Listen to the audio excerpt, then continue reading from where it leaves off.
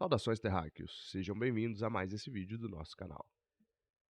A ciência do movimento, física pra querer, vou alto com meu conhecimento. Bom, direto aqui a questão que iremos resolver hoje diz assim: considere duas cargas elétricas pontuais, sendo uma delas Q1, localizada na origem de um eixo X, e a outra Q2, localizada em X igual a L, e ainda uma terceira carga Q3, ela é colocada em X igual a 0,4L. Considere apenas a interação entre as três cargas pontuais e, sabendo que todas possuem o mesmo sinal, qual é a razão Q1 sobre Q2 para que Q3 fique submetida a uma força resultante nula? Bom, então nessa questão, ele coloca uma distância que é relevante para a gente. Então aqui, a primeira carga, ele chama de Q1. Essa carga está localizada na posição x igual a zero. Ele não escreve zero, mas ele diz a origem do eixo x, ok? Por isso é zero. Bom, ainda diz x igual a L, então a segunda distância relevante é onde ficará Q2, e a distância aqui já é x igual a L. Ou seja, a distância, né, entre esses dois pontos é uma distância que ele está chamando aqui de L, ok? Então L é a distância entre esses dois pontos. A terceira carga ela é colocada em 0,4L, portanto, entre as duas anteriores. Não é bem no meio, se fosse no meio seria 0,5L, é um pouco antes desse meio aqui, e aí ficaria a Q3. Q3 localizada na posição x igual a 0,4L. A partir daí, o que ele pede para a gente fazer, né? Eu quero saber, considerando apenas essas interações aqui, qual tem que ser a divisão, a razão entre Q1 e Q2 para que a força fique sendo uma força zero.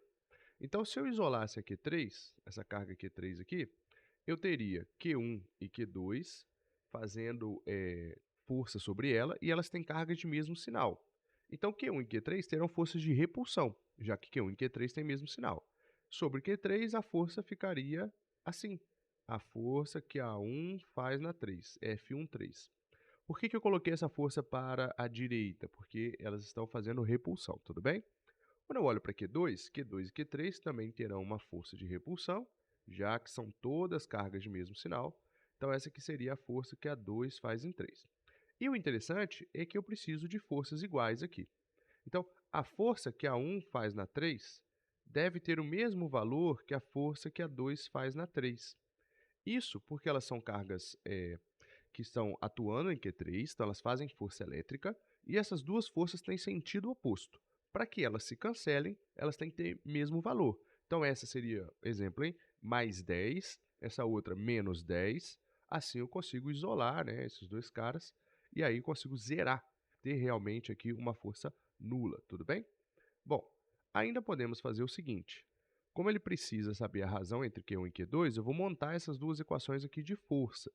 Montando as equações, eu utilizaria a lei de Coulomb, onde a força elétrica ela é calculada como K e o produto das cargas, Q1 e Q2. Q1 e Q2 aqui significam a primeira e a segunda carga. Vou colocar a barrinha de módulo, mas você não precisa se preocupar com o sinal. Você nunca vai colocar sinal de menos aqui na lei de Coulomb, já que é uma grandeza vetorial. Tudo bem? Então, aplicando a lei de Coulomb para os dois casos, eu teria força que a 1 faz na 3, força que a 2 faz na 3, beleza? Ficaria assim, olha, K, a primeira carga envolvida é a 1, então Q1, vezes a segunda carga envolvida é a 3, então Q3, nem vamos preocupar mais em colocar módulo, porque só entra valor positivo mesmo. A distância aqui entre elas, a distância da 1 até a 3 é a distância 0,4L. E essa distância ela tem que estar toda aqui elevada ao quadrado. No segundo caso, aí eu teria K, a primeira carga envolvida é Q2, então Q2, a segunda carga envolvida é Q3, então Q3, sobre a distância. Se tudo vale L, até aqui vale 0,4L, então esse resto é evidente que é 0,6L. E tudo isso elevado ao quadrado. Tudo bem, pessoal?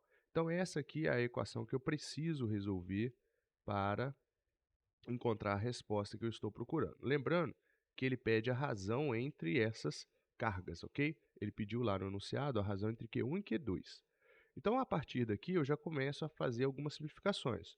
Vou cortar K dos dois lados, porque aparece na mesma posição dos dois lados da igualdade. Posso cortar esse cara aqui sem grandes problemas. Posso terminar aqui essas contas embaixo, 0,4 ao quadrado, 0,6 ao quadrado, né? Mas a Q3 ela também aparece dos dois lados, então o Q3 vai embora. Eu posso cortar Q3 sem grandes problemas. Sobrou, então, Q1 sobre 0,4 ao quadrado vezes L ao quadrado. Então, eu elevei o 0,4 ao quadrado e elevei o L ao quadrado. Por que eu fiz separadamente? Porque aqui é uma multiplicação. Se por acaso fosse tipo uma soma, aí eu teria outras propriedades, lembra? De quando a gente fala de produtos notáveis, que é um pouquinho mais enjoado. Aqui, ainda bem que é só uma multiplicação, então sem grandes problemas. Do outro lado, sobrou apenas Q2 na parte de cima, no numerador, e embaixo eu teria 0,6 ao quadrado vezes L ao quadrado. Você já deve ter percebido que esse L ao quadrado corta com esse L ao quadrado, visto que esses dois caras, de novo, pelo mesmo argumento, estão ocupando funções semelhantes, né, na minha equação aqui. Então, cortou. No enunciado, ele pediu Q1 sobre Q2. Eu já vou providenciar isso. Vou colocar o Q1 sobre o Q2. Então, ficaria aqui, ó, Q1 desse lado. Esse Q2 ele está do lado direito, ele faz o papel de multiplicar. Se ele vier para cá, ele vem dividindo. Então, eu já encontrei a razão Q1 sobre Q2. Olha que bacana. Do outro lado, eu tinha o 0,6 ao quadrado. 0,6 ao quadrado. E desse eu tinha 0,4 dividindo. Quando ele passa para lá, passa multiplicando. Claro que esse negócio de passa para lá, passa para cá, não é tão correto, né? Isso não é uma coisa muito legal da gente pensar, mas fica bem bacana, dá para raciocinar bem assim. Bom, a partir daqui, eu já preciso fazer um pouquinho mais de conta, né? Se eu olhasse aqui 0,4 ao quadrado, aí tem várias maneiras de você resolver, tá? Você vai fazer da que você se sentir mais confortável. Aqui eu vou fazer 0,4 vezes 0,4 e embaixo 0,6 vezes 0,6. Tudo bem? Então, Q1 sobre Q2. O que eu não recomendo você fazer? Não faça todas as contas aqui agora, tipo 0,4 multiplicando mesmo, tá? Acho que você vai perder muito tempo. Eu escreveria como 4 vezes 10 a menos 1, ok? Do outro a mesma coisa, 4 vezes 10 a menos 1. Operar com potência de base 10 aqui, se você não tem muita familiaridade em matemática, vai ser difícil. Mas, na verdade, é o caminho mais fácil. Então, se você já souber trabalhar com potência de base 10, faça, ok? Embaixo a mesma coisa, 6 vezes 10 a menos 1, vezes 6 vezes 10 a menos 1, ok? O 10 a menos 1, posso cortar aqui para todo mundo, não posso? Olha, 10 a menos 1 com 10 a menos 1, 10 a menos 1, 10 a menos 1. Ficou, então, 4 vezes 4 sobre 6 vezes 6. Aí você faz do jeito que achar melhor. Vou simplificar aqui por 2. O 4 vai virar 2. O outro 4 vai virar 2. Embaixo, o 6 por 2 vai virar 3. E o outro 6 vai virar 3, tá bom? Então, ficou 4 sobre 9 aqui. Então, Q1 sobre Q2 é, então, a fração 4 sobre 9. Vamos procurar nas alternativas o que tem parecido com isso, galera. Ah, tá. Ele não deixa a alternativa em fração, né? As alternativas ele colocou a 0,44, a B é 1, 1,5, né? A D 2,25, por exemplo. Como eu tenho 4 sobre 9, eu tenho que pensar o seguinte. 4 e 9 aqui, e 4 é o valor menor. Se 4 é um valor menor do que 9, então já não pode dar a letra B, por exemplo. Vou escrever aqui o resultado. Nós temos 4 sobre 9. 4 sobre 9. Não pode ser letra B. Letra B está fora, ok? Porque letra B seriam dois números iguais, né? Então, uma fração ali tipo 9 sobre 9 ou 4 sobre 4. Não é isso. A letra B está fora. A letra C, 1,5, também está fora, porque ela deveria ser um número maior que 1. E 4 sobre 9 não é maior que 1. Se fosse 9 sobre 4, eu teria dificuldade para analisar. Aí eu teria que fazer realmente, tudo bem? Mas é 4 sobre 9, então não, fora.